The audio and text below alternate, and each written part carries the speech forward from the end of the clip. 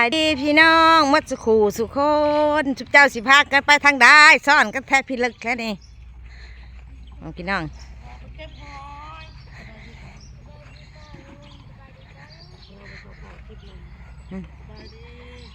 เบิ้งเด็กๆเดี๋ยวเตี้ยพร้อม หมวกก็บ่ใส่น้ำบอกว่าเมงมีได้หมวกก็ได้ก็บ่ใส่ให้มันแน่ไอ้บ่อัดว่าประตูนี่เนาะประตูคอยกับประตูอันยังก็แม่อันโนมิติบอกไม่ยังอัตโนมัติรุ่นอันกดรีโมทรุ่นกดรีโมท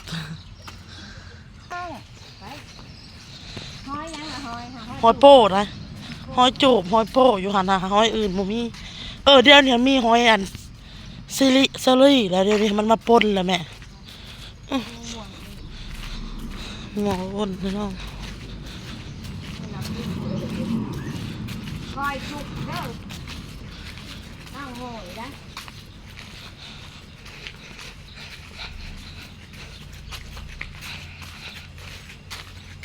ไปตลาดมาไปซื้อนี่พอหัวคุณดูคุณก็นักเต้นไม่เขาละนั่นเฮาผัดเป็นตาหลักผัดบ่ได้หลักบ่เข่าเลยได้แม่เลือดมันเข่ามันบ่มีอีหยังให้เอานะจังไดป้าแล้วเนาะผักกระโดดคงห่วงเองเมื่อคนเห็นเนาะบ่แม่นพร้าวกกจะเตี้ยเป็นหมากนะ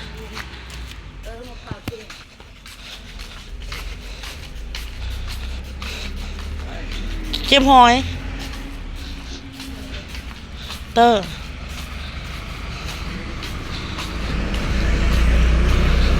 คนส่งลุงอรุณไป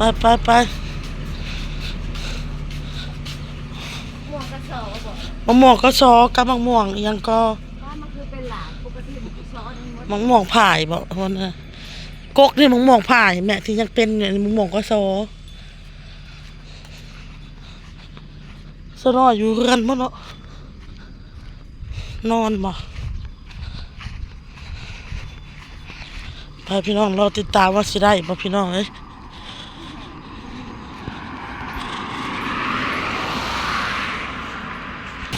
พี่น้องงมหอยโคกพี่น้องมาฮอดผมบ่มีน้ำมาพี่น้องเนาะกระปูตายเบิ่งอันสุกลงมาลูกสุกลงมาซะ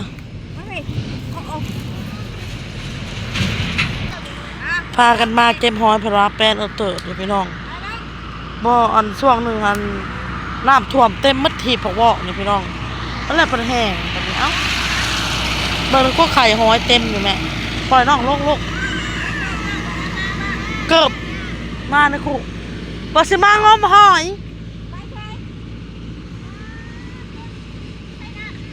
นั่นแหละบ่มีหนน้ำพูดแล้วทางในพูดแล้วให้เด็กๆพูดแล้วโตมันคือมั่งแท้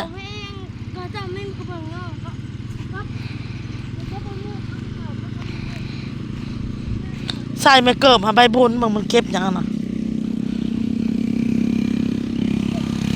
โตมาพี่มันมาเก็บกระปูได้ลูกกระปูเฮ้ยเด็กน้ำแห้งปะมันเนาะเป็นตะกระบาบมันเบิ่งหอยลูกกระปูร้ายขนาดนี้เลยร้ายได้ลูกกระปูอ้อนมึงได้ดิลายนั่นยังว่าน้ำแห้งปะมันแม่ลูกกระปูดิเบิ่งหอยตายบักละลายหนึ่งพี่น้องเลยน้ำคือแห้งลงวาบๆอันนี้ว่ะคือว่าละพ้นไปตกหลายมือโตมาโตเบอร์ถือเสียมมาขุดไหมเนาะ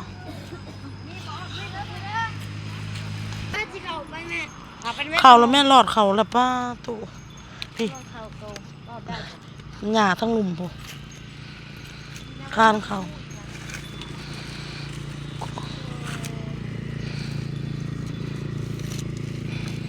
งมมึงดูหอยได้หอยนะบอลเห็นบ่ขลุหอยนะลูก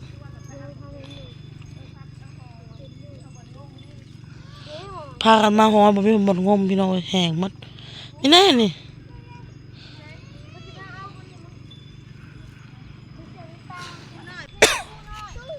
เอาไปใส่ตำมังหุงลูกน้ำแห้งป้ามันเบิ่งหูกระปูนี่ป้าโต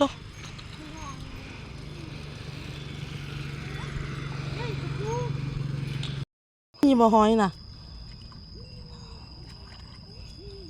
ฮะ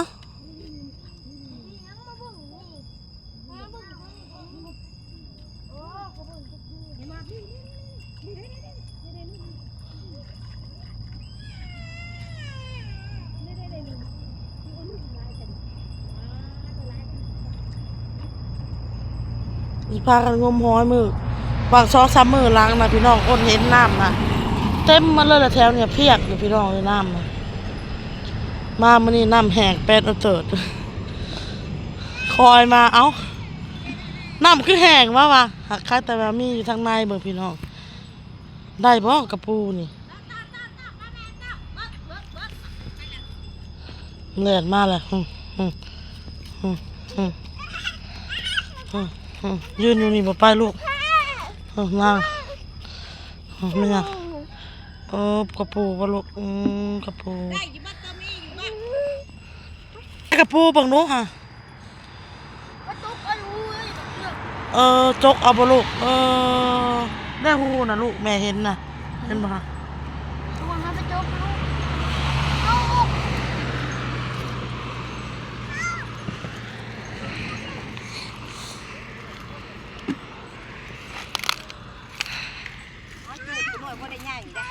หักพี่หน่วยบ่ใหญ่หักพี่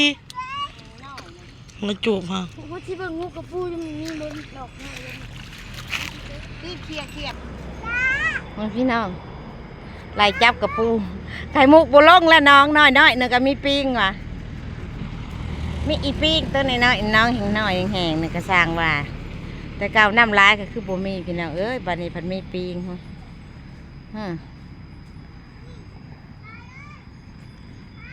มาบ่ได้แล้วก็ยาพ่อแล้วกันย่านปิ้งเลย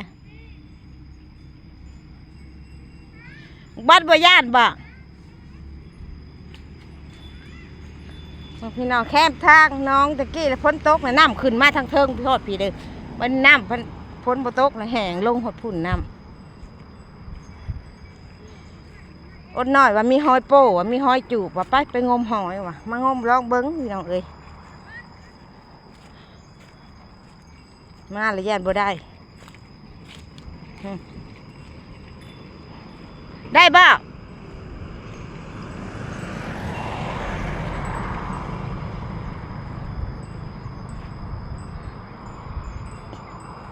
อีหยังเก็บยังนะกระปูมันซ่อนแน่มันว่ามันซ่อนในหญ้าซ่อนในหญ้า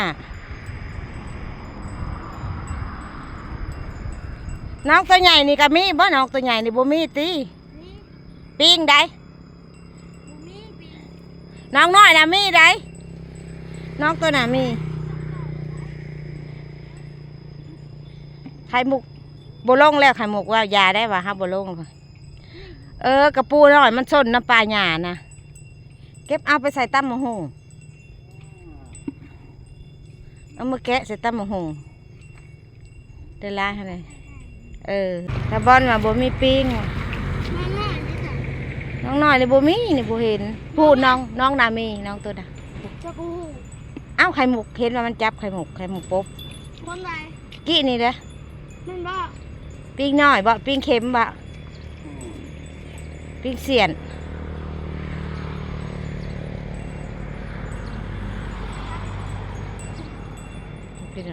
จับจมูกยากแค่ปิ้งเนาะมาพี่น้องมาเฮ็ดกบหมักหว่าไปเลยหมักหว่าเคยกินบ่พี่น้องเคยกินบ่หมากอันมันชมผัดบุญนะหมดเลยกินสุกกินไหมกินแล้วเด้เนี่ยอะไรอยู่นี่พี่น้อง อันนี้เก็บเก็บ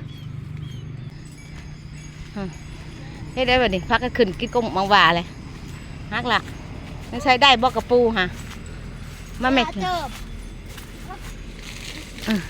ติดหน้า พี่น้อง ปะ ป้า ติดหน้า